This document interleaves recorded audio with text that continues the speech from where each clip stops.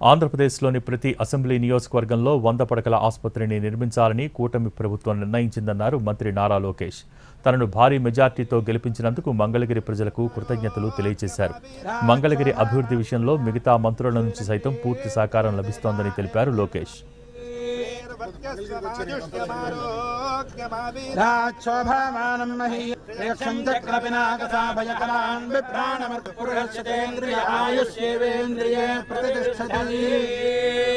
లక్ష్మీ నృసింహదేవత పరిపూర్ణ అనుగ్రహ ప్రసాదేన యజమానస్య మనస్సంకల్పిత సకల కార్యానుకూలితా సిద్ధిరస్తు.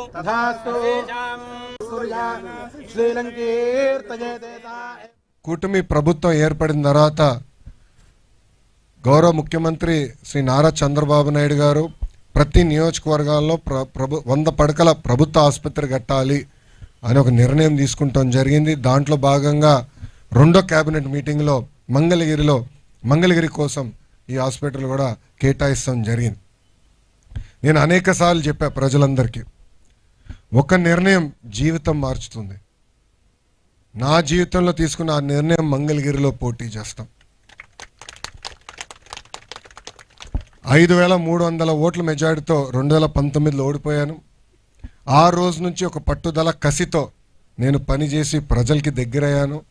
ప్రజలందరూ నేను ఒకటే కోరాను, నేను ఏ మెజారిటీ అయితే ఓడిపోయానో దాని పక్కన ఒక 0 పెట్టి నన్ను గెలిపించండి.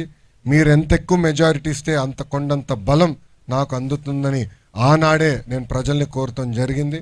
ఆంధ్ర రాష్ట్ర చరిత్రలో ఎప్పుడు రాని విధంగా 91,000 మెజారిటీతో నన్ను గెలిపించి శాసనసభకి మంగళగిరి ప్రజలు నన్ను పంపించారు.